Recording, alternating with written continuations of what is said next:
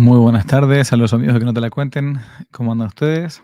Estamos transmitiendo por YouTube, Twitter y por Instagram. Así que a ver si algún cristiano me dice si anda bien esto y se escucha bien, me quedaré tranquilo.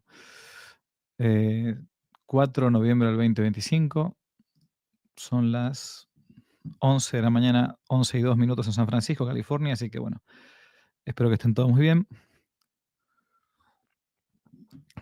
Regresé de la primera misa de hoy me tocaron 2 misas, carmelitas en la mañana, Carmelo de Cristo Rey aquí en San Francisco, y ahora en la tarde me toca la otra misa, así que hoy estoy con actividades, pero entre medio no quería dejar pasar el tiempo porque ya me estaban escribiendo, me estaban pidiendo mi opinión sobre este tema, que ahora, si Dios quiere, la voy a dar.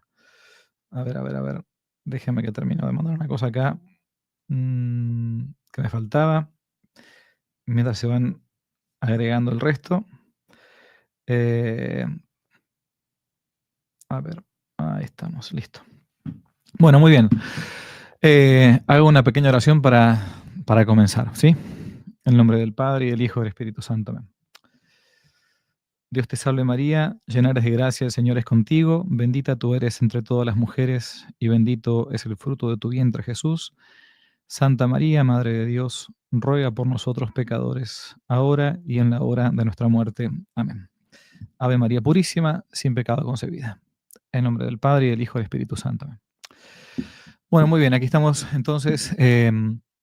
Trato de hacer lo más breve posible. Voy a hacer una introducción a una clase.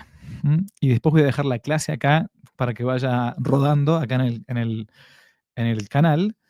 De todas maneras, si ustedes quieren quedarse nada más que con la clase, voy a explicar ahora enseguida por qué estoy haciendo esto. En la descripción del video dejé una clase gratuita de un curso que hemos dictado hace un par de años en la página cursos.quenotelacuenten.org. Es un curso que se dio acerca de la Mariología, o sea, el estudio acerca de María Santísima. Es una materia que se da incluso en el seminario. Se dio en el marco de un curso para catequistas y está también pregrabado, pero acabamos de desbloquear esa clase para que el que quiera acceder a esa clase de modo gratuito pueda accederlo. Bien. Le ha dado mi gran amigo, el padre Jorge Hidalgo, sacerdote argentino, a quien le mando saludos, se está mirando desde allá. Bueno, pero voy al punto y por qué estoy haciendo este podcast, o como se le llame, esperen.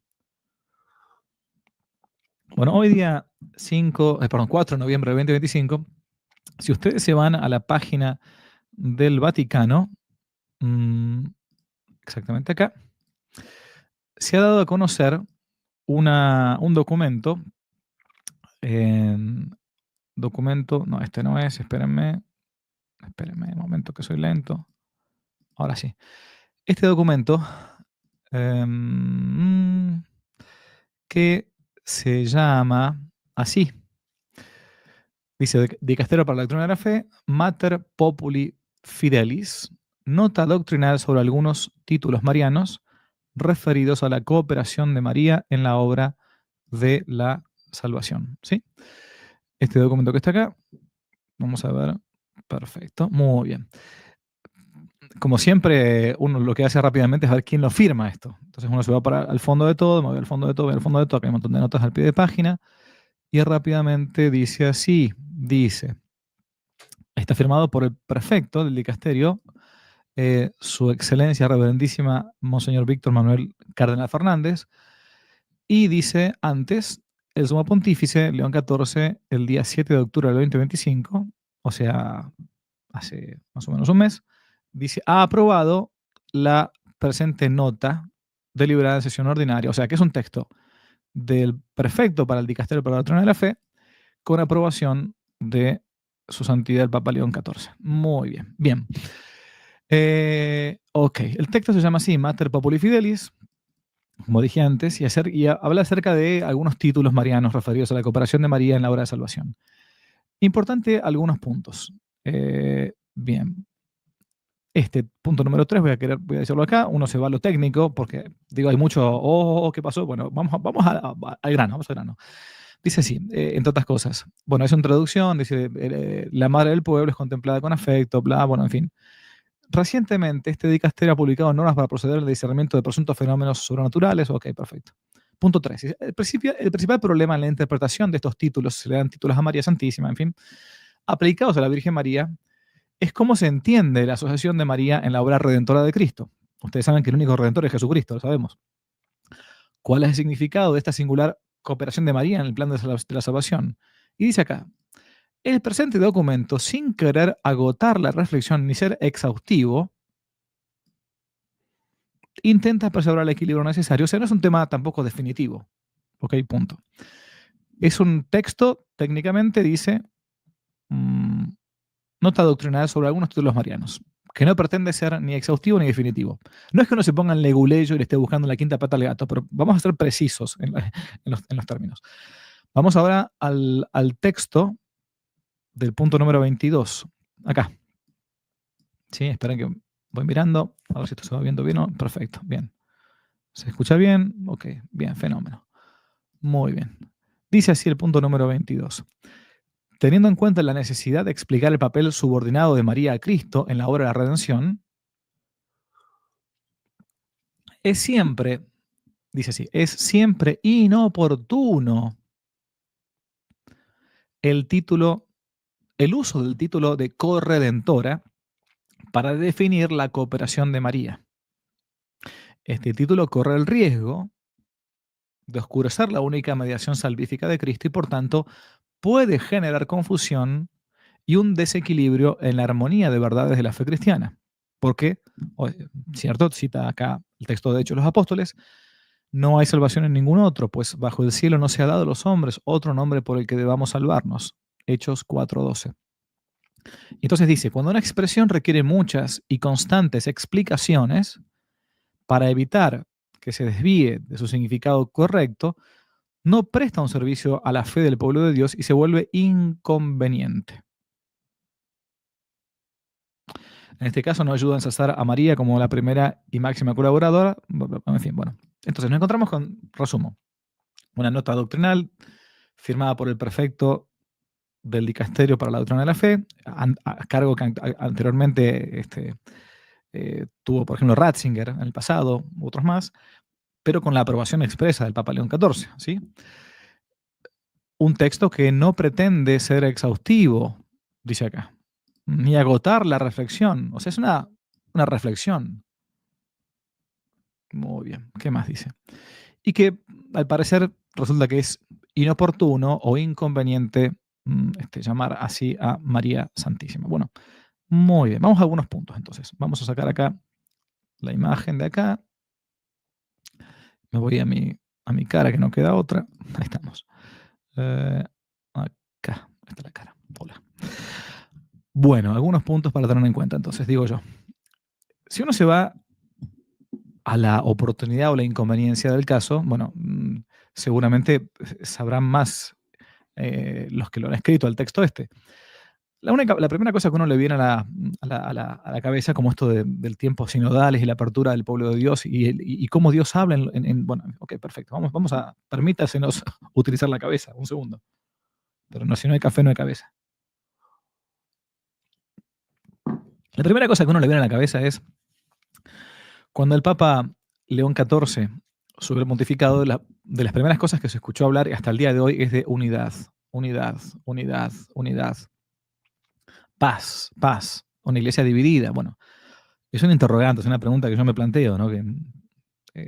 ¿Esto trae unidad o trae desunión? Primera cosa, porque en poquitas horas que salió el documento, ya muchísima gente empezó a preguntar qué pasó. ¿Cómo no puedo llamar a la Virgen Santísima Corredentora? Especialmente por esto que voy a leer yo ahora. A ver, audiencia general del 8 de septiembre del año 1982. Yo era chico. Papa Juan Pablo II. Texto. San Juan Pablo II. Textual, cito. María fue espiritualmente crucificada con su Hijo crucificado, unida a Él en la obra de la redención, asociada como corredentora. Texto original del Observatorio Romano, 8-9 de septiembre del año 82. Asociata come corredentrice. Texto original en italiano. También de vuelta, si queremos, Juan Pablo II. María, unida íntimamente a la obra redentora de su Hijo, fue llamada por los fieles corredentora. en la Basílica de Guadalupe el 31 de enero del 79. 84, año 84, 4 de octubre del 84. María cooperó en la redención del hombre. Podemos llamarla también corredentora, porque participó en la obra del Salvador. Juan Pablo II, siempre Juan Pablo II estoy hablando. De los que más ha hablado del tema, quizás en los últimos pontificados, ¿no? 6 de abril del 85, María la corredentora permaneció junto a la cruz sufriendo profundamente con su hijo. O sea, uno aprendió esto cuando era chico. O sea, yo soy de la infancia en la época de Juan Pablo II. Pero después uno puede irse más atrás, se puede ir a, qué sé yo, a San Maximiliano Kolbe, un santo que yo le tengo mucho afecto. Algunas citas. Dios prometió un redentor y una corredentora, diciendo: enemistad pondré entre ti y la mujer, entre tu linaje y su linaje, ella te pisará la cabeza. En fin. Sigue diciendo San Maximiliano Kolbe. Los padres y doctores de la iglesia proclaman en ella la segunda Eva, que reparó a aquella que la primera había arruinado. Ella es la esperanza, de ella recibimos la gracia, es la corredentora y dispensadora de las gracias. El Padre Pío. Cito.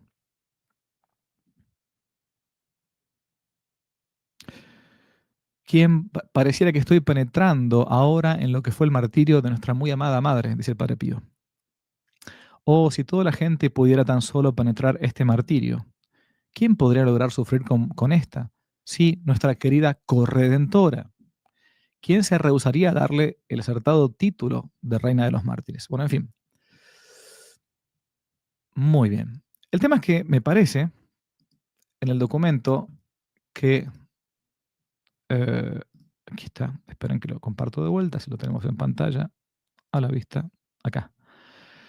El tema es que en este documento se nos dice, reitero documento, ¿cómo es decir la palabra? Y no... Ahí está. Es siempre inoportuno, dice el título de corredentora. ¿Qué más dice? Y dice, cuando una expresión requiere muchas y constantes explicaciones para evitar que se desvíe un significado correcto, no presta un servicio a la fe del pueblo de Dios y se vuelve inconveniente. Inoportuno e inconveniente. Ok, bueno. Lo que uno tiene que decir de entrada es que esto es lo que uno ha aprendido de la misma iglesia, de los santos. No es que se le ocurrió a uno. O sea, los papas anteriores, los santos. No es que, bueno, surge nada más que, se le ocurrió a un iluminado decir, la Virgen Corredentora. Y a ver, la explicación que voy a dar es muy sencilla. Yo ahora, apenas termine de decir esta introducción, voy a dejar acá de modo gratuito en este canal, y lo encuentran también si quieren en la descripción de este video, voy a explicar bien el tema, una clase entera de casi 50 minutos sobre María como corredentora. Pero resumo, les voy a espolear la película. Obviamente que hay un solo Redentor, que es Jesucristo, nuestro Señor. Entonces, ¿por qué se le ha llamado durante muchos siglos a la Virgen Santísima como corredentora? No porque sea otro Jesucristo, no porque sea la hipóstasis, la cuarta persona de la Santísima Trinidad, no, de ninguna manera.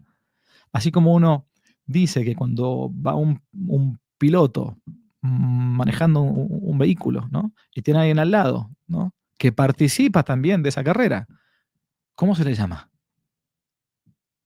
Copiloto se le llama.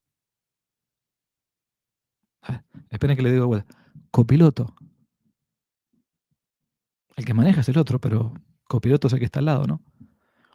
Y por eso es que se asocia a María Santísima. Como, es como si alguien dijera, bueno, pero hay que estar explicando demasiado esto de María, Madre de Dios. Pero ¿cómo si Dios no puede tener madre? ¿Cómo va a ser Madre de Dios? Bueno, para eso está la teología, están los concilios. Si María es Madre de Jesucristo y Jesucristo es Dios, María es Madre de Dios. No en cuanto que no es madre de la naturaleza divina de Dios, es madre biológica de su naturaleza humana. No es tampoco tan difícil, ¿no?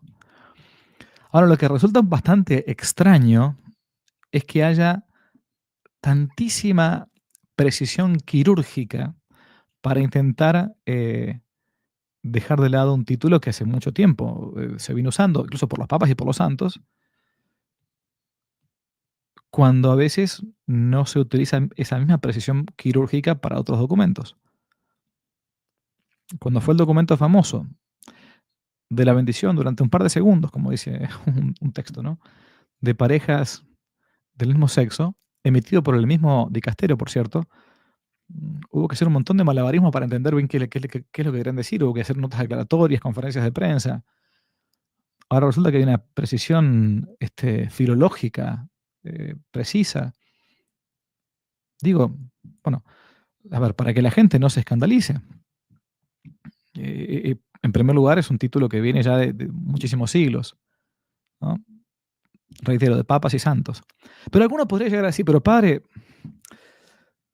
¿cómo, cómo aceptar esto que viene? Bueno, por eso es que tratamos de ser precisos, ¿no? No se dice, aquel que utilice ese texto queda fuera de la iglesia, queda excomulgado, declaramos un nuevo dogma. Esto, según algunos que saben del tema, entraría dentro de lo que podría llamarse el magisterio ordenado de la iglesia. Entonces, bueno, vamos a tomar el toro por las astas. Muy bien. Vamos a ver. Acá, si se puede. Vámonos al Código de Derecho Canónico. ¿Mm? Código canónico, acá está, tácate, la función de enseñar de la iglesia. Muy bien, vamos por acá abajo, abajo, abajo, abajo, abajo, abajo, muy bien. Acá, canon 752, dice así. ¿Se ve bien? Sí. Muy bien, dice así. Tun, tun, tun, tun. Dice, sea 752, canon 752, se ha de prestar un asentimiento religioso del entendimiento y de la voluntad sin que llegue a ser de fe a la doctrina que el sumo pontífice o el colegio de los obispos, en ejercicio de su magisterio auténtico, yo acá no me detengo en el tema, pero habría mucho para decir, auténtico, enseñan acerca de la fe y de las costumbres, aunque no sea su intención proclamarla con un acto decisorio. Por tanto, los fieles cuiden de evitar todo lo que no sea congruente con la misma. Muy bien. Vamos acá entonces. Bien, bien. Nos encontramos entonces ante un texto que no es definitivo. No pretende ser exhaustivo, decía el texto, por un lado, ¿no? Y perdona que me pongan exégeta, pero no queda otra opción. Bien, el principal problema, quizás, en el que uno se encuentra con el tema este del obsequio, de la inteligencia y de la voluntad, es que ese obsequio siempre se hace teniendo en cuenta la fe y el conjunto de la doctrina cristiana. En este caso, el conjunto de la Mariología católica, como un acto de docilidad prudencial.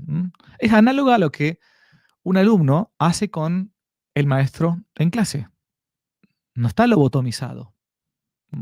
Escucha, tiene confianza en lo que el maestro le dice, y bueno, entonces da un obsequio, un obsequio de su inteligencia, su voluntad, lo que está diciendo. Pero no es una adhesión que determine completamente el entendimiento y la voluntad. Es algo que admite contraste, admite discusión en todo caso. Por eso dice el texto incluso que salió hoy, que no es exhaustivo, ¿no? Especialmente, especialmente admite un contraste y admite una discusión en aquellas personas que conocen la doctrina. ¿Mm? Además, otra cosa, la fuerza de un documento de la iglesia se prueba en sus propias palabras, donde expresan la intención formal que pretende. Y le agradezco estas acotaciones al padre Rodrigo Menéndez Piñar, ¿no? Que me ha ayudado con este tema. Alguien que conoce mucho del tema del obsequio religioso y el magisterio ordenado de la iglesia. Es decir, el texto no está prohibiendo hablar de María como corredentora. Dice que simplemente puede ser inoportuno, ingénere. Punto. No está excomulgando el que lo haga. ¿Sí? No es exhaustivo. Dice, bueno, lo ve como inconveniente, pero otros papas lo han visto como conveniente y uno lo ha aprendido así en el pasado. Y los santos también. Bien. ¿Qué hacer entonces? ¿Cómo entender el texto? Porque dado que se nos pide que uno sea luz del mundo, bueno, repito lo que dije antes. Voy a dejar acá ahora, para todos los que están mirando y de modo gratuito, El que no lo ve acá lo puede ver en la descripción de este video. Lo siguiente, vamos a ver si me sale. Tan, tan, tan. Vamos a ver, porque esto... Chan, chan, chan, chan, chan, chan. Ya les digo. Aquí está. Vamos a esta página de acá. Ustedes saben que los que conocen el canal lo saben, pero bueno, no todos tienen por qué saberlo. Que yo hace algunos años eh, armé esta página que se llama cursos.quenotelecuenten.org. ¿Ok? Bien, esta página, la página en realidad es esta, que se las voy a mostrar yo acá. Les muestro primero la página principal y ahora les muestro la página secundaria. Espérenme. Vamos a la página principal. Vamos a la página principal. Momento, por favor. Acá. Esta es la página principal que está armada hace algunos años. Es cursos.quenotelecuenten.org. Muy bien. Esta página, en el año 2022 dictó un curso de Mariología, ¿sí? Y el curso de Mariología se llama así, María la Corredentora. Acá está, así la presento. Si ustedes entran en la descripción de este video, se encuentran con esta página. Y acá abajo, es un curso que está pregrabado. Tiene un precio, tiene un certificado a nivel incluso universitario. Pero acá, la clase número 5 es María Corredentora. Y si uno se va un poco más abajo, se va a dar cuenta que esta clase está desbloqueada. Si yo hago clic acá, la puedo ver perfectamente de modo gratuito. Las otras no, porque es para la gente que ha pagado o que va a pagar el curso. Pero acabo de desbloquear esta clase. Además de desbloquear la clase, lo que voy a hacer yo ahora, ¿sí? Es pasar acá en el canal de YouTube, de modo exclusivo, esa clase. Y simplemente, con la introducción que acabo de dar, espero que les sirva. Se explica acá entonces, acá vamos a ir, se explica acá entonces lo que es o cómo hay que entender la corredención mariana. Quien da la clase es el padre licenciado Jorge Hidalgo, sacerdote católico apostólico romano. Se ha especializado, leído toda su vida este tema, es párroco y conoce muy pero muy bien el ámbito. Este es un curso, esta clase tiene 3 años, ¿ok? Dura unos 50 minutos más o menos. Pero la dejo acá para que la puedan ver, sea en este canal de YouTube o que se vayan a la descripción y lo vean directamente esa clase que está gratuita en la página de cursos que no te la cuenten. María Santísima no se le llama corredentora porque redimió el género humano, ciertamente que no, sino porque cooperó en la obra de la redención, así como un copiloto coopera con el piloto. Y por eso creemos conveniente y creemos oportuno esclarecer estas cosas. ¿Para qué? Para que no te la cuenten. Lo dejo con la clase de María la Corredentora. Dios los bendiga. Hasta la próxima, si Dios quiere.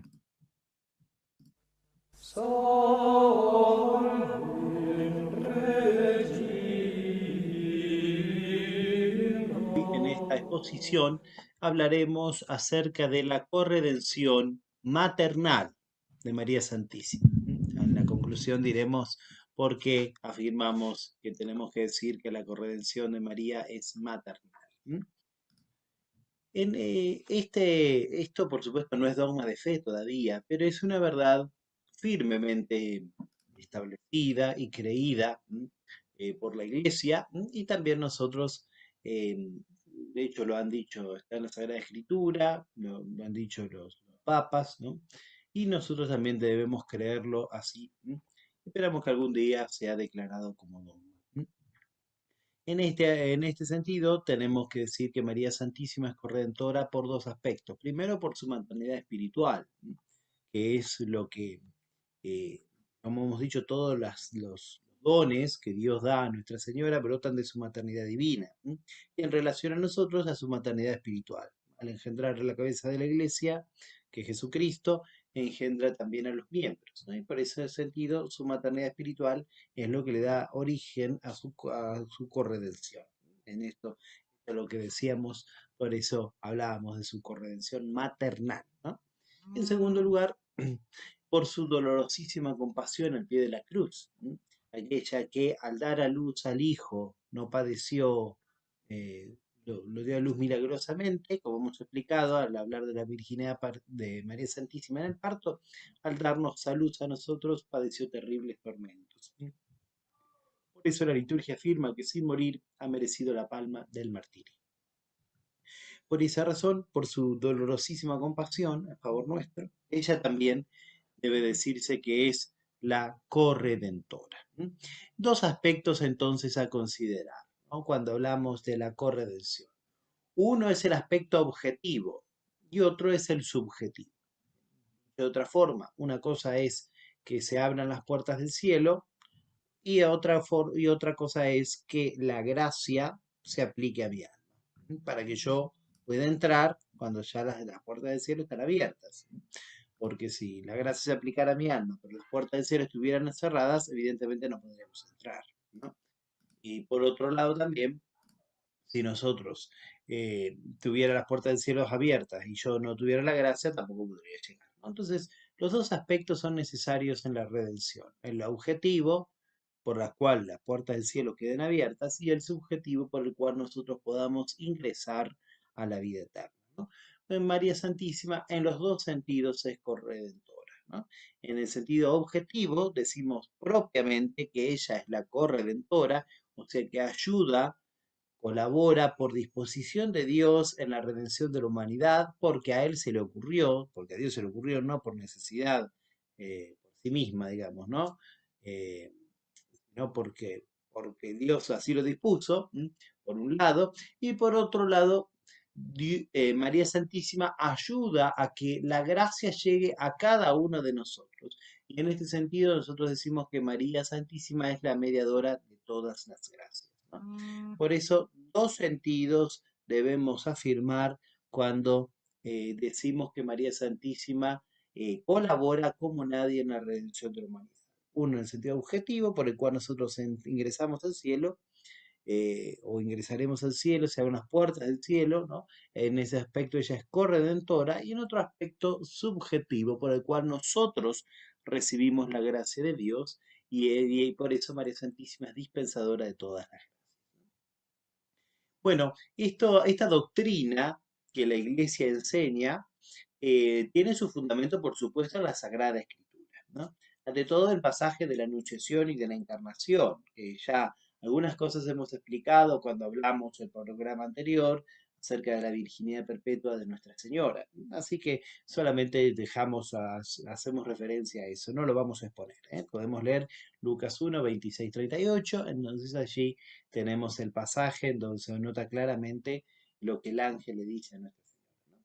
Pero hay otros dos pasajes muy importantes, también muy conocidos, que especialmente los vamos a exponer en esta conferencia. Primero, el de las bodas de Caná, como sabemos, en Juan 2, 1, 11, y después el segundo pasaje es cuando nuestro Señor nos deja como testamento del amor divino a la Virgen como nuestra madre al pie de la cruz, el cual ya hemos dicho alguna cosa, pero ahora lo explicaremos con mayor atención, ¿no? En Juan 19, 25, 27. Así que nos explayaremos sobre todo primero en estos dos textos y después sacaremos las consecuencias teológicas, eh, a- haciendo una comparación entre el sacrificio único de Cristo y la cooperación que Dios ha querido que Nuestra Señora tuviera de un modo inigualable la redención del mundo. Entre todo, entonces, lo de las bodas de Caná. Aquí en las bodas de Caná hay un enlace cristológico, eclesiológico y mariológico. Las tres cosas están unidas, ¿no? Cristo es manifestado, los discípulos creen en él. Primero se nota la gloria de Cristo, por supuesto. Segundo, los discípulos creen en él, o sea, el aspecto eclesiológico. Y en tercer lugar, los discípulos creen en él porque María Santísima es la que, por decir de alguna forma, le roba el milagro a nuestro Señor, ¿no? Dice hacer lo que los diga, etcétera, ¿no? Por lo tanto, las tres cosas están unidas, ¿no? El aspecto de Cristo, de la Iglesia y de Nuestra Señora. Ante todo, María es presentada como el título de Madre de Jesús. Madre de Jesús, ¿no? Así lo presenta siempre San Juan, que tiene en su mente la función eclesial de María Santísima. ¿m? San Lucas, por ejemplo, hace más hincapié en la dignidad de María como Madre de Dios, la Madre de mi Señor, como le llama Isabel, como hemos visto ya en el programa de la Maternidad Divina. San Juan, por el contrario, hace hincapié en la función eclesial de la Virgen. Por eso la pone al principio de la vida pública del Señor y la coloca al final, ¿no? También resaltando su función eclesial, su función de ser la madre del discípulo, como hablaremos a continuación. La Virgen dice esto: no tienen vino. Bueno, que en la antigüedad el vino era, sobre todo entre los judíos, ¿no? Era el elemento esencial de la fiesta, ¿no? Que unos esposos se quedaran sin vino no era una humillación para ese momento, ¿no? En unas bodas, ¿no? Era una humillación para toda la vida, digamos, ¿no? Porque se iban a acordar siempre, ¿no? De que en esas bodas faltó lo esencial, ¿no? O lo que ellos consideraban esencial, ¿no? Bueno, María Santísima se limita solamente a presentar la necesidad, así solamente, no tienen vino, como diciendo, acá hay unas, cuando todavía los invitados, o la inmensa mayoría, no se había dado cuenta. María Santísima se percata, ¿no? Ella es la que siempre va a estar atenta a nuestras necesidades. San Agustín comenta este texto diciendo: la madre exigía un milagro. Y es así, ¿no? Solamente presentar la necesidad, ella exige el milagro de parte de nuestro Señor. Cristo aparentemente tiene una respuesta displicente. Le dice: mujer, a mí y a ti, ¿qué? Y traducido literalmente, ¿no? Esta expresión se puede entender, e incluso que se usa en la actualidad, en hebreo, ¿no? Esta expresión se puede entender de cualquier forma, digamos, ¿no? Esta expresión solamente, la única forma de entenderla bien es escuchar el tono, con la cual es dicha, ¿no? Porque se puede entender como diciendo una actitud de desprecio, una actitud de comprensión, una actitud de cualquier forma, ¿no? La única forma de entenderla, esta frase, es el tono. Y esto mismo nos da a entender a nosotros el nivel de entendimiento que hay entre la Virgen Santísima y su Hijo. Porque con esa expresión, la Virgen ya sabe o ya entiende lo que hay dentro del corazón de su Hijo, ¿no? Con esa expresión sola, ¿no? Que se puede entender, como digo, de cualquier forma. La única forma de entender su sentido más profundo es captar el tono con el cual la frase es pronunciada. Se nota entonces la divinización mística del alma de María, cómo Nuestra Señora entiende claramente los sentimientos más profundos del corazón de su Hijo. Y por eso le dice a los, eh, después le va a decir a los sirvientes: haced lo que Él os diga, ¿no? Pero Cristo antes agrega esta otra frase, ¿no? Mi hora no ha llegado todavía. Bueno, todo el Evangelio de San Juan puede entenderse como el libro de la hora de Cristo, ¿no? La hora es la hora del Calvario, cuando había llegado la hora de pasar de este mundo al Padre, dice otras veces San Juan, ¿no? Entonces, todo el Evangelio de San Juan se puede entender como el libro de la hora. Si para esto ha llegado esta hora, Padre, glorifica tu nombre, ¿no? Ya lo he glorificado, lo volveré a glorificar, ¿no? Cuando van aquellos griegos a preguntarle quién es Jesús, Juan 12, bueno, etcétera. Todo el Evangelio puede ser el Evangelio de la hora, el Evangelio de San Juan, ¿no? Es la, hora es el tiempo presente, el momento oportuno, ¿no? Es el kairos, ¿no? Esa es la hora del Calvario, es la hora de la redención, la hora que el Padre ha establecido desde siempre, ¿no? Eh, pero además la hora que es esa es la hora suprema, ¿no? La hora del Calvario, puede entenderse también como la hora de la vida, del inicio de la vida pública del Señor, ¿no? Y mi hora no llegó todavía, puede ser que Cristo hubiese pensado, ¿no? Hubiese empezado su ministerio público quizás con la purificación en el templo, como lo entienden algunos exégetas, ¿no? Pero la Virgen le adelanta la hora al Señor, ¿no? Y entonces la hora no ha llegado, la hora de la vida pública, pero la Virgen hace que la hora comience antes. Por eso, aquí se nota claramente cómo por disposición de Dios, él puede, entre comillas, cambiar sus planes, porque en realidad Dios no cambia los planes, ¿no? No es como los hombres que hoy decimos blanco y mañana negro, ¿no? En Dios, Dios es siempre inmutable, ¿no? Pero Él puede saber que, o Él puede prever que, en este caso, Nuestra Señora le va a suplicar determinadas cosas y en base a ese pedido puede cambiar o puede disponer otra cosa en base a los ruegos, ¿no? Se nota aquí la importancia de la acción de la Virgen, ¿no? Que es capaz de cambiar los planes, cambiar nuevamente, entre comillas, ¿no? Los planes de Dios, hablando antropomórficamente, es decir, con, con lenguaje humano. ¿M? Cristo accede al milagro, ¿no? Porque en realidad este milagro tiene un sentido global, ¿no? Este milagro más que algo puntual a un matrimonio en concreto, ¿no? Por supuesto que el Señor también quiere solucionar los problemas singulares de cada uno de nosotros, en nos alma personalmente. ¿M? La parábola del buen pastor dice que a cada oveja la llama por su nombre, ¿no? Pero además de que el Señor a cada uno nos ama personalmente, aquí hay un sentido global, ¿no? En esta parábola o en este suceso particular, ¿no? Primero, la relación tan singular que hay entre Jesús y la Virgen, ¿no? Como he dicho, se conocen mutuamente hasta en el tono de la voz, ¿no? En segundo lugar, Jesucristo es manifestado, dice ahí. De hecho, esta es una de las epifanías, ¿no? Las epifanías son tres, recordemos, según la liturgia. La primera es cuando los magos van a adorar al niño Dios, ¿no? Que vienen siguiendo la estrella de Belén. La segunda es en el bautismo, cuando Juan lo bautiza, valga la redundancia, ¿no? Al Redentor del mundo. Y la tercera es esta, ¿no? Una entre los paganos, otra entre los pecadores y la segunda entre los discípulos. Y así dice, Jesús manifestó su gloria y sus discípulos creyeron en él. Entonces es una manifestación, una epifanía de Jesucristo, ¿no? Y así se nota la fe de los primeros discípulos. Y no solo de los primeros discípulos, ¿no? Sino también de los siervos, como he dicho antes, ¿no? Y se observa además en este primer milagro global la intervención de la mediación de Nuestra Señora, ¿no? María lo presenta a la humanidad, lo presenta a los discípulos, que cada uno cree de su manera, digamos, ¿no? No sabemos bien hasta qué punto antes de eso creían en Jesús, de hecho estaban con él, o sea que algo entendían de él, pero vaya a saber, quizás cada uno a su forma, ¿no? Y a su vez lo presenta al menos a los siervos de las bodas, ¿no? Y en segundo lugar se observa su corredención, su dadora de todas las gracias, ¿no? Lo presenta a la humanidad. María Santísima lo presenta a la humanidad, ¿no?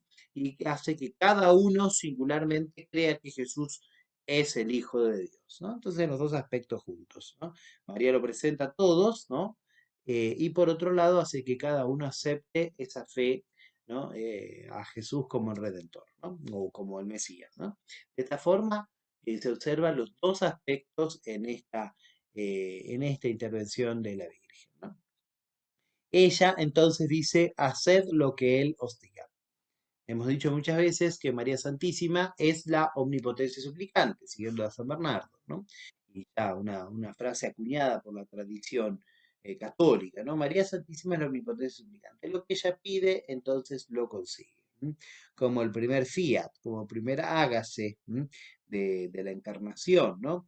Eh, y hace recordar aquella aceptación de la alianza por los judíos, ¿no? Como dice Éxodo 19:8. Es decir, María Santísima hace que los hombres obedezcan a la voluntad de Dios, ¿no? Y en ese aspecto hace que también el Señor sea aceptado como redentor por los hombres, ¿no?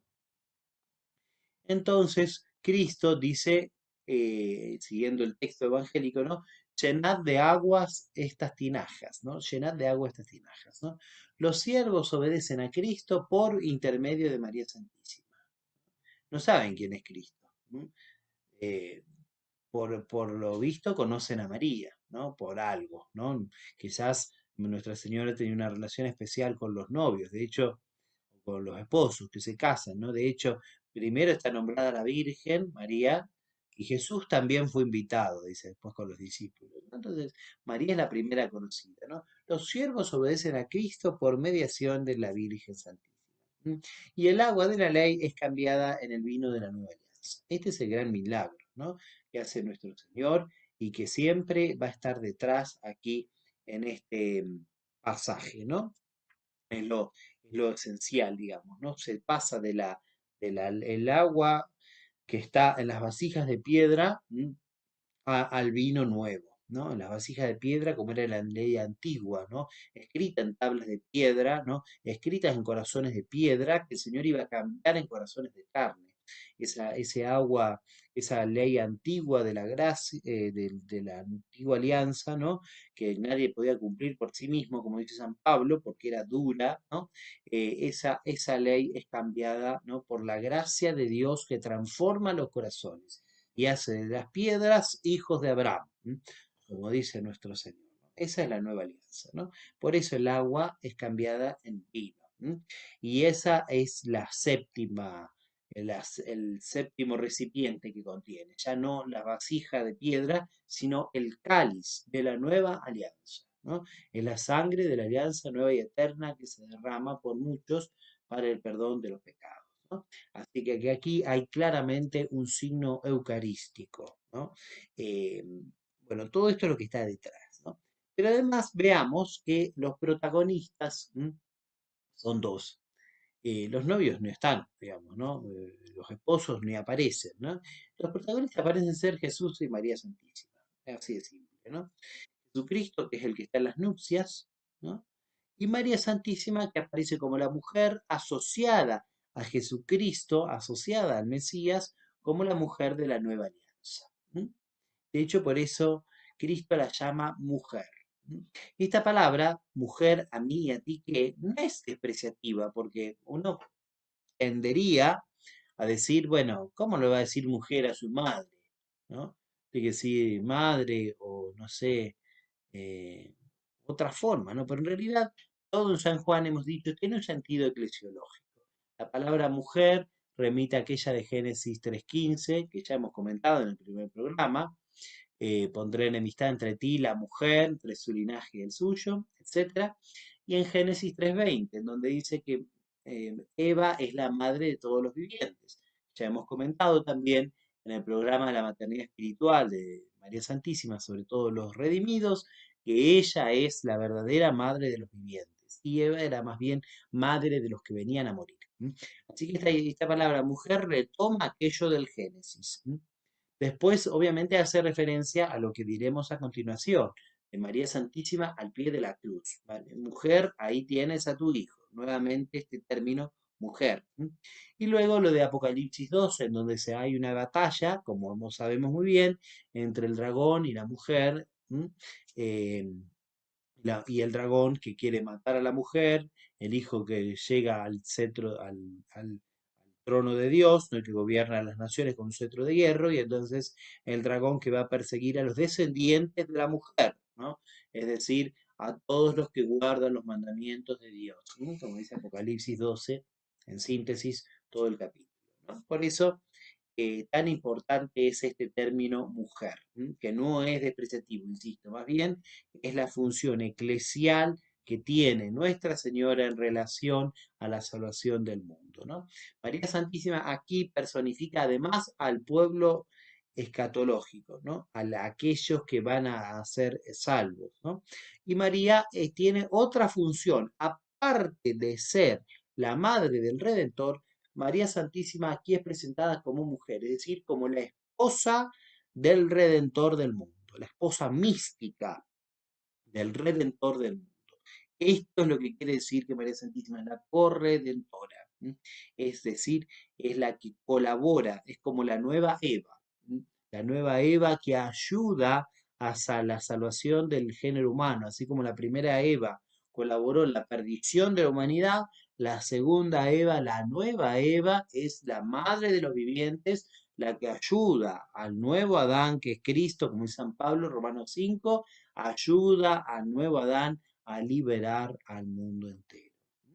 Por eso María es la mujer, con mayúscula.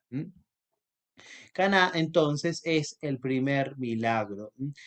Allí se observa que el trasfondo del primer milagro es un matrimonio.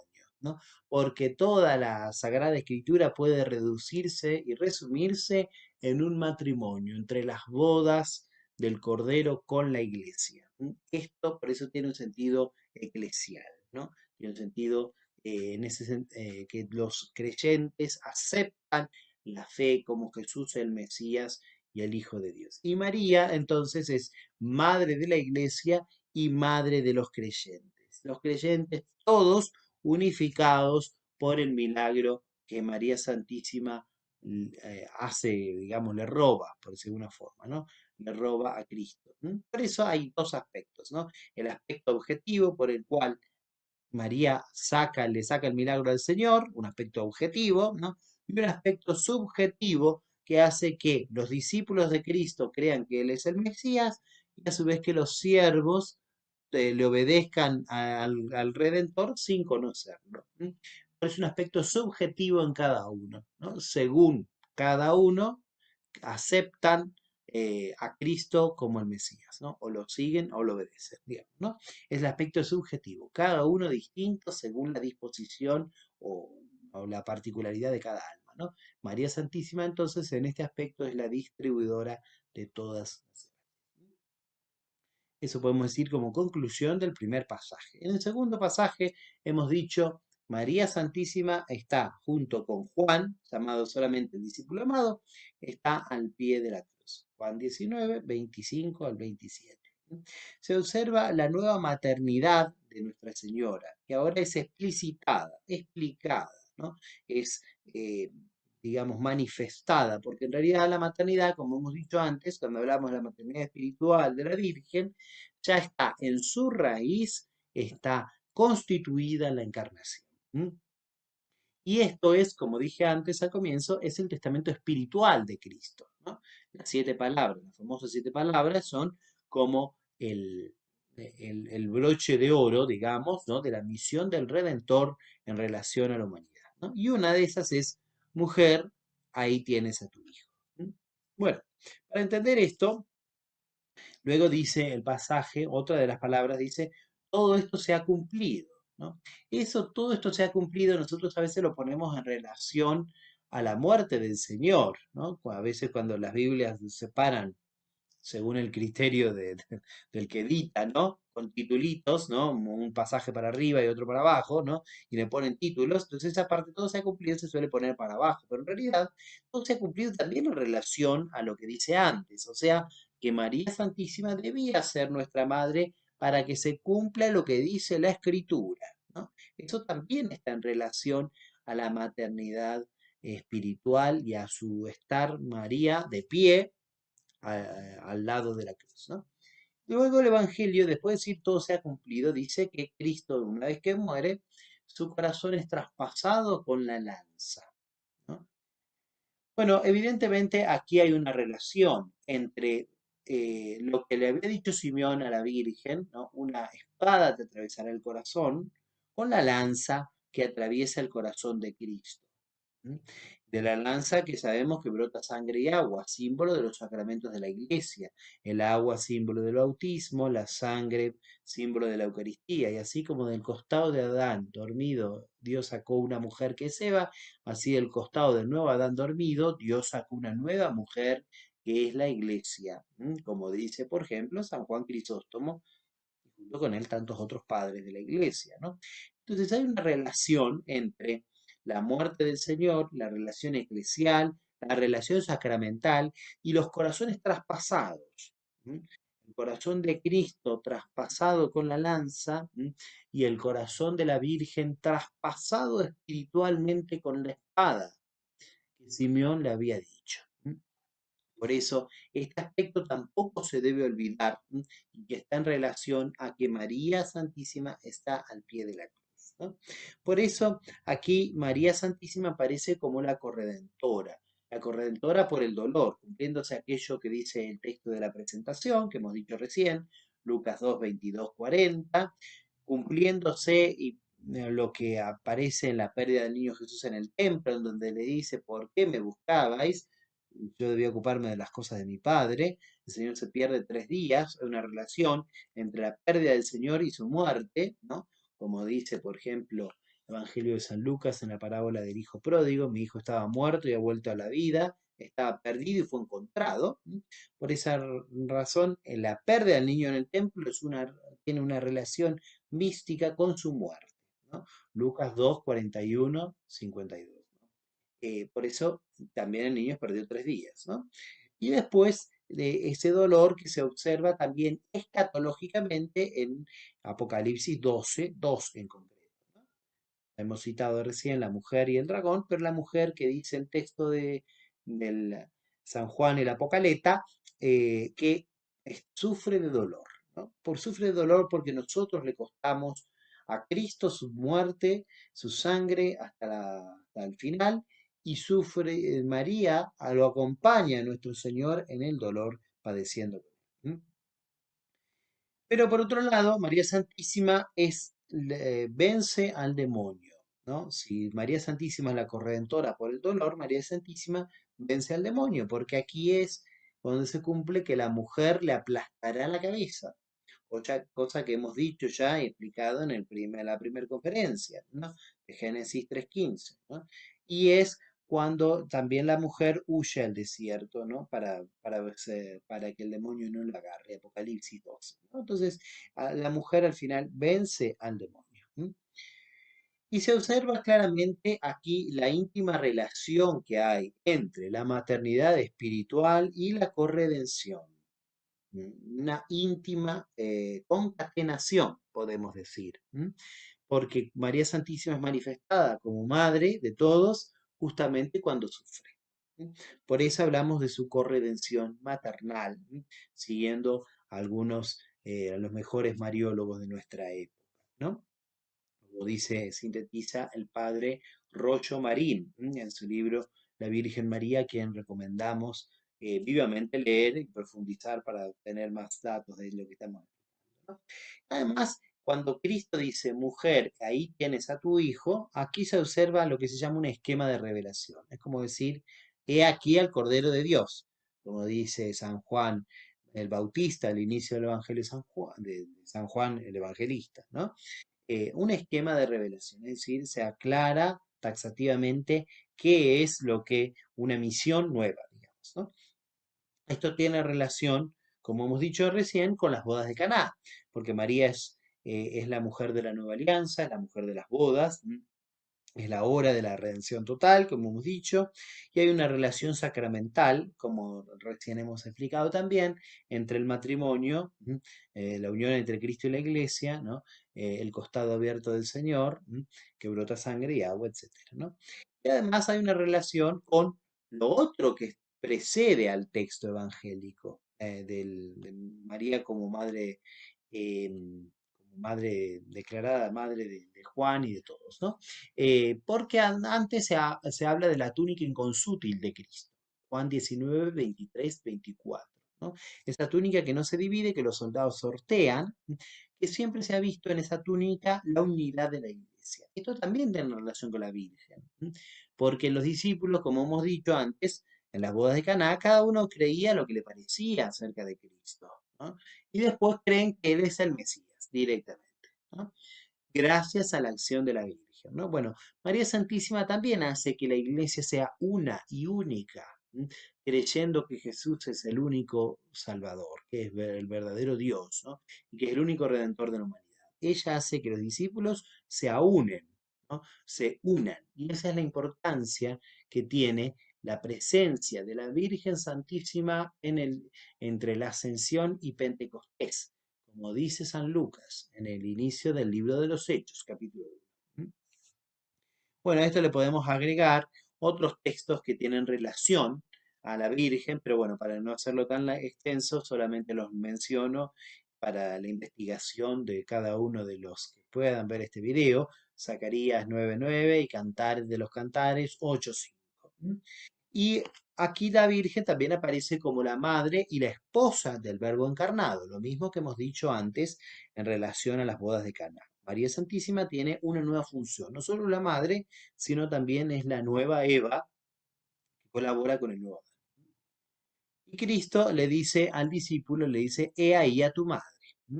Bueno, María y Juan los dos representan a la iglesia, como sabemos muy bien. Eh, para ser hijos de Dios debemos ser hijos de María, se observa claramente, e hijos de la iglesia. Por eso San Cipriano va a decir, nadie tiene a Dios por padre si no tiene a la iglesia por madre.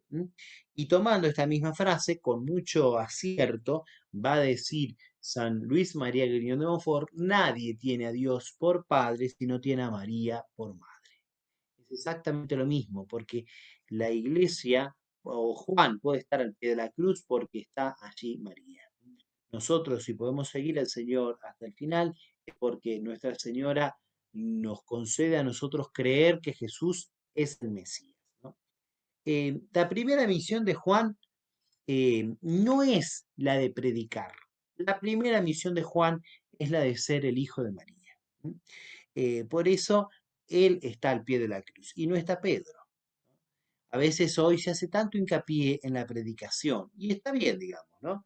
Pero lo esencial es estar con el Señor y hacer la voluntad de Dios, ¿no? Y algunos son llamados no solo a predicar, sino también en la vida contemplativa, que en la iglesia es lo esencial y es lo crucial. María eligió la mejor parte que no le será quitada. Le dice el Señor a Marta cuando quiere recriminarle, ¿por qué María está a los pies de él? ¿No? La mejor parte es esa, ¿no? Es la vida contemplativa, es sufrir con Cristo paciente y es aceptar de María, aceptarla como madre. Por eso Juan, que quiere decir amado de Dios en hebreo, es el que está al pie de la cruz. El amado de Dios tiene los principales regalos de Dios, ¿no? Por eso Juan reclina su cabeza sobre el pecho de Cristo, in sinu Jesu, como dice el texto latino, ¿no? En el seno de Jesús, ¿no? En el pecho de Cristo, ¿no? Y allí conoce misterios celestiales, como lo dicen después, por ejemplo, la revelación del Sagrado Corazón de Jesús, ¿no? Juan conoce ahí misterios celestiales revelando, escuchando el corazón de Cristo, ¿no? Orígenes ya desde la antigüedad dice, nadie puede interpretar correctamente el Evangelio si como Juan no reclina su cabeza en el pecho de Cristo y no recibe al pie de la cruz de María como madre, a María como madre, ¿no? Por eso lo más importante para quienes necesitamos en la iglesia es la vida contemplativa, es el estar con Dios, ¿no? Que aquí Juan lo representa a la perfección. Y por eso Juan, que nunca se llama a él a sí mismo con su nombre en el Evangelio, aquí aparece como el discípulo amado, por esa razón. Además, aquí se observa claramente que María Santísima regenera a cada uno conociendo nuestra debilidad. María Santísima seguramente, pero muy probablemente, tuvo aquí una gracia mística particular por la cual eh, Dios le reveló a todos los pecados de todos los hombres, ¿no? Una gracia mística, una gracia infusa, ¿no? Por la cual ella colaboraba y coadyuvaba al único Redentor, Cristo, en la salvación de la humanidad, ¿no? Y además, todo redimido viene a ser hijo de María y por eso viene a ser hermano de Cristo, ¿no? Por eso decíamos antes que nadie puede ser hijo de Dios si no es hijo de María Santísima. Ella es la que nos lleva al Redentor del mundo. Termina el pasaje diciendo, el discípulo la recibió en su casa, dicen algunas traducciones. En realidad, esa palabra en griego dice, eis a idia. Lo acoge como lo más preciado, digamos, ¿no? Como lo más preciado dentro de sus propias cosas, ¿no? Sus propiedades, pero no diciendo propiedad como si fuera una cosa que uno puede manejar y llevar de acá para allá. El texto es el mismo, eista iría, es el mismo que usa el evangelista San Juan en el prólogo de su evangelio cuando dice, el verbo vino a los suyos y los suyos no lo recibieron, pero a los que lo recibieron le dio el poder de llegar a ser hijos de Dios. Juan 1. Es decir, es la misma relación, acoger al verbo como ser hijo de Dios, ¿no? Aceptarlo por la fe y ser hijo de Dios, que acoger a María en la casa, ¿no? Por eso decíamos antes, ¿no? Para ser hijos de Dios necesitamos ser hijos de María.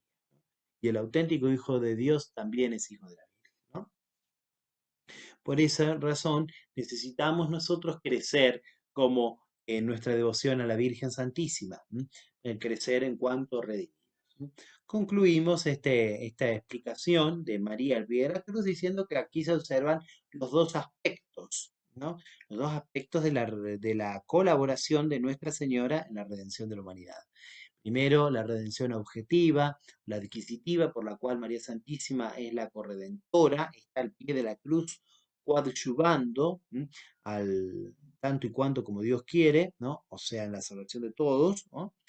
Y en segundo lugar, María, que es aceptada en la casa del creyente, ¿no? Recibida por Juan entre sus cosas, ¿no? Es decir, María aparece aquí como la redención subjetiva, es decir, María como la mediadora de todas las gracias. Dejando entonces estos dos pasajes, ¿no? Se observa claramente estas dos funciones de la Virgen, como estamos explicando. Esto mismo es lo que afirman los papas de la Iglesia, ¿no? Estas dos funciones que tiene la Virgen Santísima.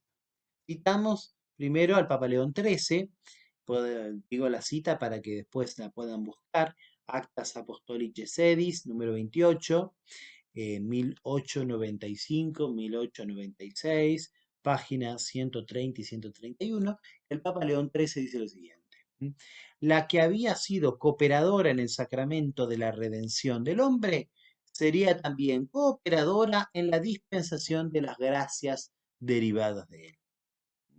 Dos cosas: cooperadora en el sacramento de la redención del hombre, la redención objetiva, es además la cooperadora en la dispensación de las gracias derivadas de él, o sea, la gracia que llega a cada uno de los redimidos, ¿no?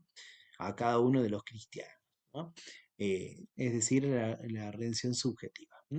Segunda frase, el Papa San Pío X, en su encíclica Ad Diem Illud, del 2 de febrero de 1904, dice el Santo Papa: la consecuencia de esta comunidad de sentimientos y sufrimientos entre María y Jesús es que María mereció ser reparadora dignísimo del orbe perdido, y por lo tanto la dispensadora de todos los tesoros que Jesús nos conquistó con su muerte y con su sangre.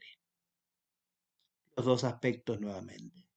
María mereció ser la reparadora dignísima del orbe perdido, es decir, la corredentora, la nueva Eva al pie de la cruz. Y en segundo lugar, la dispensadora de todos los tesoros que Jesús nos conquistó con su muerte. Es decir, María como la mediadora de todas las.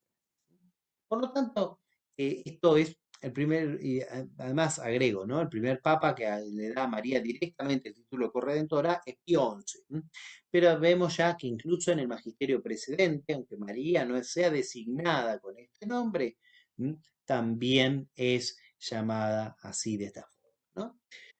Por eso vamos a intentar explicar, en la medida que se pueda, teológicamente, cómo esta dignidad que Dios le da a la Virgen no le quita nada a la única dignidad de Cristo, y que el único redentor es nuestro Señor. Esto es muy importante porque nosotros no creemos que María sea Dios o una diosa, no, no creemos eso, ¿no? Y tampoco creemos que María Santísima sea redentora como Cristo, no, no, el único redentor de la humanidad es nuestro Señor. Cristo, Jesucristo. Pero ella colabora por disposición de Dios. Por eso tenemos que decir que la redención de Cristo, vamos a hacer una especie de comparación, ¿no? Para entender la diferencia entre la redención del Señor y la colaboración maternal de la Virgen, ¿no? La redención de Cristo es principal, evidentemente, ¿no? La primera, la principal, es la cabeza, ¿no? Principio de todo, ¿no? Es suficiente en sí misma, bastaría para redimir al mundo entero, ¿no? Es independiente, no depende de nada. Esa es la absolutamente necesaria, ¿no? La imprescindible, digamos, ¿no? Por otro lado, la de la Virgen no, es secundaria, no es principal. Pero Dios quiso que estuviera ahí, muy simple, ¿no? Dios lo quiso. Es hipotéticamente necesaria. La de Cristo es absolutamente necesaria. La de la Virgen es hipotéticamente necesaria. Es decir, Dios quiso que estuviera ahí, ¿no? Y de hecho está, ¿no? Y de hecho colaboró en la redención del mundo. ¿no? Dios quiso entrar por el consentimiento de la Virgen al mundo. Ya está, ¿no? Podría haberlo hecho de otra forma, ¿sí? Podría caer un rayo y aparecía Cristo, no sé, podría haber sido así, ¿por qué no? Si es Dios, ¿no? No lo quiso hacer así, ¿no? Quiso entrar por el consentimiento de la Virgen Purísima. ¿No? La redención de Cristo es suficiente. Bueno, la de la Virgen es insuficiente, evidentemente, es así, por sí misma. Unida a Cristo, no, y llega al mundo entero, ¿no? La de Cristo es independiente, la de la Virgen es subordinada a la de su Hijo, evidentemente. Entonces, no estamos poniendo nosotros a Cristo y a María al mismo nivel. No, evidentemente no. ¿M? La Virgen está subordinada a nuestro Señor, ¿no? Pero es aquella que le colabora más que nadie, ¿no? Y en la redención no de uno, sino de todos, ¿no? Por eso, em, Santo Tomás afirma que la pasión de Cristo es la causa de nuestra salvación. Y así como lo explica Santo Tomás hablando de Cristo, nosotros vamos a intentar aplicarlo análogamente, es decir, como quiere decir la filosofía, de modo semejante, en parte igual y en parte distinta, lo intentaremos explicar de la Virgen, ¿no? Santo Tomás dice de que la redención de Cristo es causa de nuestra salvación por varios motivos, por mérito, por satisfacción, por sacrificio, por redención y por eficiencia. Bueno, esto mismo vamos a primero aplicarlo de Cristo y luego lo aplicaremos de modo proporcionado y derivado de la Virgen Santísima. La redención de Cristo es universal, evidentemente. No hay nadie que pueda salvarse sin la muerte del Señor. Es sobreabundante, evidentemente. Sin su salvación no habría, incluso alcanzaría para redimir infinitos mundos, ¿no? O más hombres que nazcan. Es infinita, por lo mismo. Es de condigno según la estricta justicia, es decir, basta por sí misma, porque los pecados nuestros, aunque ofendan la majestad divina y son infinitos, no por mi pecado, mi acción, sino por la razón de la dignidad del ofendido, sin embargo, el sacrificio de Cristo meritoriamente alcanza para pagar mucho más de la ofensa. Entonces, en sí mismo, eh, alcanza condigno, ¿no? Quiere decir, de estricta justicia, ¿no? María Santísima, por el contrario, su redención o su corredención, mejor dicho, es universal también, porque Dios ha querido que ella colabore en la salvación de todos, ¿no? Al pie de la cruz, en las bodas de Caná, en la encarnación, etcétera, como explicamos recién, ¿no? En sí misma es insuficiente, evidentemente, ¿no? Pero unida a Cristo, comparte lo que le falta a la pasión de Cristo, más que San Pablo, como dice él en Colosenses 1:24, ¿no? En sí misma es finita, evidentemente, porque es el sacrificio de una criatura, ¿no? Es la unión de una criatura, es el holocausto de una criatura, ¿no? Pero, y por eso es de condigno de justicia proporcional. No es de estricta justicia, no es que le paga a Dios todo lo que se le debe, no, de justicia proporcional, pero es la mejor obra que puede ofrecerle criatura, ¿no? Esa es la diferencia entre María y nuestros méritos que podemos unir también a la cruz de Jesús, ¿no? En segundo lugar, hablemos de la satisfacción del sacrificio de Cristo. La satisfacción que Cristo hace es satisfactoria, evidentemente, no alcanza. Es vicaria, es decir, no es por Él, es por nosotros, ¿no? Incluso también por María. Cristo paga también por la Virgen, ¿no? Para que sea inmaculada, para que se llene de gracia. Es universal, ¿no? Es decir, alcanza a todos los hombres. Es sobreabundante, evidentemente, lo que hemos dicho antes, ¿no? Es intrínseca, no hay nada que explicar, es por sí misma, digamos, ¿no? Y es de rigurosa justicia, ¿no? Es decir, él paga lo que nosotros no podemos pagar, ¿no? Eh, Además, en la Virgen, por el contrario, también es universal, porque llega a todos, nuevamente lo que hemos dicho antes, ¿no? También es intrínseca, es por sí misma, pero en sí misma es insuficiente. En sí misma es finita, es limitada, porque sigue siendo una criatura, pero es dignamente proporcional, no es de rigurosa justicia, no puede pagarle a Dios todo, pero es lo mejor que criatura alguna puede darle a Dios, ¿no? Entonces es dignamente proporcional, porque ella es la Inmaculada. En tercer lugar, hablemos del sacrificio. El sacrificio de Cristo es perfectísimo, ¿no? Porque Cristo es el sacerdote y es la víctima, y el altar. En él es en lo mismo, el que ofrece lo que ofrece y dónde se ofrece, como dice San Fulgencio de Ruspe en su obra de Fida Tetrum, ¿no? Entonces, su sacrificio es el perfecto, ¿no? Como dice largamente la carta a los hebreos. Recordamos para que la lean, ¿no? Y la tengan presente, ¿no? Cristo es el sacerdote y la víctima perfectísima, ¿no? María Santísima ofrece un sacrificio proporcional, subordinado, ¿no? Ofreciendo junto con el Padre la muerte de su Hijo. ¿No? Un sacrificio subordinado a la voluntad de Dios, ¿no? Y por esto hemos dicho también, cuando hablamos de la maternidad divina, que el sacrificio de la Virgen es muy superior al sacrificio que ofrecemos los sacerdotes, que tenemos el orden sagrado, es muy superior, porque nuestra acción está en el orden sacramental y el de la acción de la Virgen está en el orden personal e hipostático. En el personal para que Cristo llegara al mundo y en el orden de la persona, del verbo, ¿no? Por esa razón, su colaboración en la redención es muy superior a lo que podemos incluso hacer los sacerdotes, ¿no? Que hacemos bajar fuego del cielo en cada consagración, en cada santa misa, ¿no? En cuarto lugar, eh, por obra de la redención. Cristo es la causa de la salud de la redención del mundo, ¿no? María Santísima, por su compasión, para padecer con su Hijo, en este caso, es una causa subordinada, pero también es una causa universal, ¿no?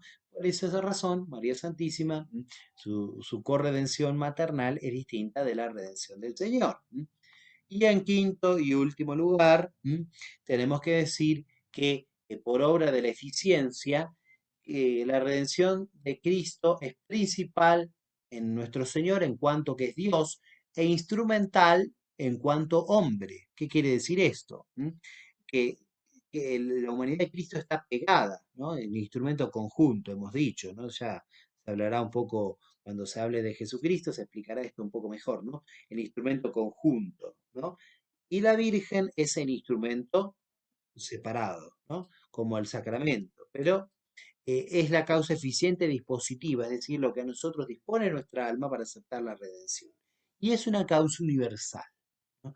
Universal porque no se escapa a nadie, digamos, ¿no? Incluso más universal que los sacramentos, porque Dios puede salvar a un alma sin bautismo, ¿no? O puede salvar a un moribundo que el sacerdote no llega por un solo acto de contrición, puede salvarlo de la condenación eterna si antes estaba en pecado mortal, ¿no?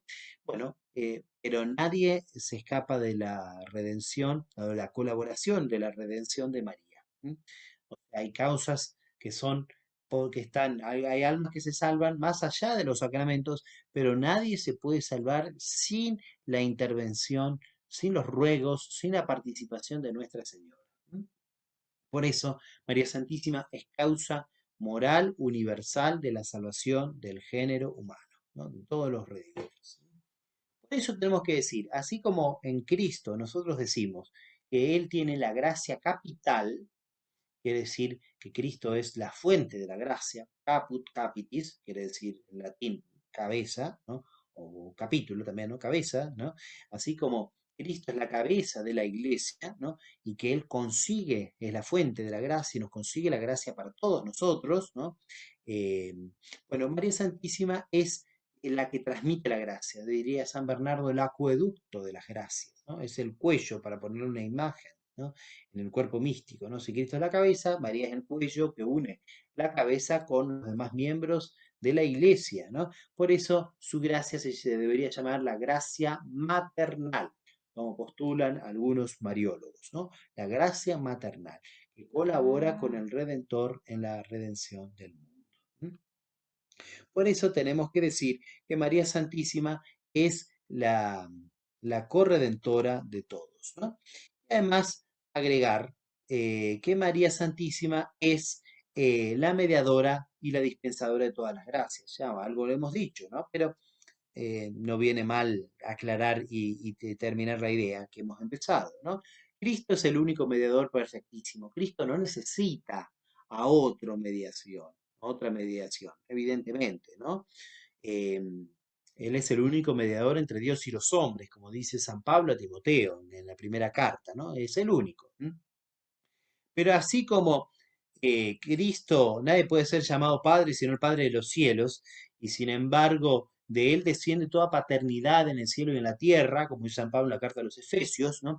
Así también Cristo suscita otros mediadores secundarios, ministeriales, ¿no? Por ejemplo, sacerdotes, que hacemos las veces de Cristo por disposición de Dios, porque Él podría haberlo hecho de otra forma, pero dijo, haced esto en conmemoración mía, ¿no? Y entonces Cristo es el único sacerdote porque es la fuente de todo sacerdocio. ¿M? Y el sacerdote de la antigua alianza era figura de Cristo y el sacerdocio de la nueva alianza actúa en la persona de Cristo. ¿M? Como dice Santo Tomás comentando la carta a los Hebreos en su capítulo 6. Por esa razón, Cristo es el único mediador, es el único sacerdote, es el único redentor, pero su mediación suscita otros mediadores secundarios, ministeriales, dependientes la única mediación de Jesucristo. María Santísima es la mediadora universal, secundaria, dependiente de Cristo, por supuesto, ¿no? De todas las gracias, ¿no? Ella es la universal, ¿no? ¿Por qué? Porque así quiso entrar el verbo. Recordemos aquella famosa homilía, donde San Bernardo, hablando, se llama Super Missus Es, ¿no? Sobre aquello que dice, fue enviado el ángel Gabriel a María Santísima, ¿no? En la Anunciación, ¿no? Y entonces dice San Bernardo, di una palabra y recibe al que es la palabra, di la palabra transitoria y recibe al que es la palabra eterna. Compadécete del mundo, cielo y tierra están esperando. Abre tu boca por la fe, por la confianza, ¿no? ¿No? Recomiendo que lean esa hermosa homilía del gran santo cisterciense. Por eso María es la mediadora universal de todas las gracias pasan por ella. Y es por eso que, así como una buena madre no solo engendra en este mundo, sino que educa, protege y hace que sus hijos lleguen a la perfección adecuada, así también María Santísima tiene la misma función por el plan de Dios, ¿no? Ella es la que nos engendra a la vida de la gracia, es la que nos educa y hace que nos defiende del demonio. Su corazón inmaculado tiene que ser nuestro seguro refugio y es la que hace que nosotros podamos llegar a la perfección espiritual. Por eso ella es más madre en el ámbito de la gracia que nuestra madre biológica en el ámbito natural. Nosotros nos hacemos grandes en el ámbito natural, entonces nos independizamos de nuestros padres. El hombre deja a su padre y a su madre, como dice el libro del Génesis. Pero nosotros en el ámbito espiritual, para crecer, debemos hacernos más pequeños, como el niño en brazos de su madre, como dice el Salmo. Así nosotros debemos cobijarnos en los brazos de Nuestra Señora. Y mientras más pequeños nos hagamos, entonces ella más gracias podrá darnos y otorgar. Por eso, cerrando todo esto que hemos dicho hoy, tenemos que decir que de María nunca ansatis. Eso que decía también San Bernardo, nunca hablaremos bastante, nunca hablaremos lo suficientemente bien acerca de ella, porque Dios le ha dado tantas gracias, ¿no? Si el conjunto de las aguas se llaman mares, el conjunto de las gracias se llaman María, como dice San Bernardo también, ¿no? Ella es la omnipotencia suplicante. Todo lo que pide lo consigue de su divino Hijo. Y es por eso que la auténtica devoción a María Santísima es señal de predestinación. Es decir, los que sean auténticos devotos de Nuestra Señora, ellos van a entrar en la gloria, como ya lo hablaremos en la última conferencia, Dios mediante. Porque todas las gracias le han sido dadas a ella y ella colabora en la redención del mundo entero. Por eso, pidámosle a Nuestra Señora que también nosotros le supliquemos más, ¿no? Para vencer nuestros vicios, para practicar las virtudes, para crecer en la oración, para crecer en la unión y en la vida mística, en la intimidad con Cristo. Y así como ella conocía hasta los tonos de voz del corazón del Señor, también nosotros los lleguemos a conocer de esa forma, ¿no? Gracias a su mediación, gracias a que nosotros hagamos lo que Él nos dice, gracias a que nosotros creamos que Jesús es el Mesías y el Hijo de Dios, para que creciendo tengamos vida en su nombre. Un saludo a todos, que sigamos creciendo en nuestro amor, en nuestra devoción a Nuestra Señora, que la invoquemos como corredentora de la humanidad, como la mediadora de todas las gracias, para que así ella nos alcance de su Hijo, nuestro Señor, las gracias que necesitemos para ser santos en esta vida, practiquemos las buenas obras en la tierra y lo veamos cara a cara en la gloria. Un gran saludo a todos y Dios los bendiga y sigamos en este curso conociendo más a Nuestra Señora.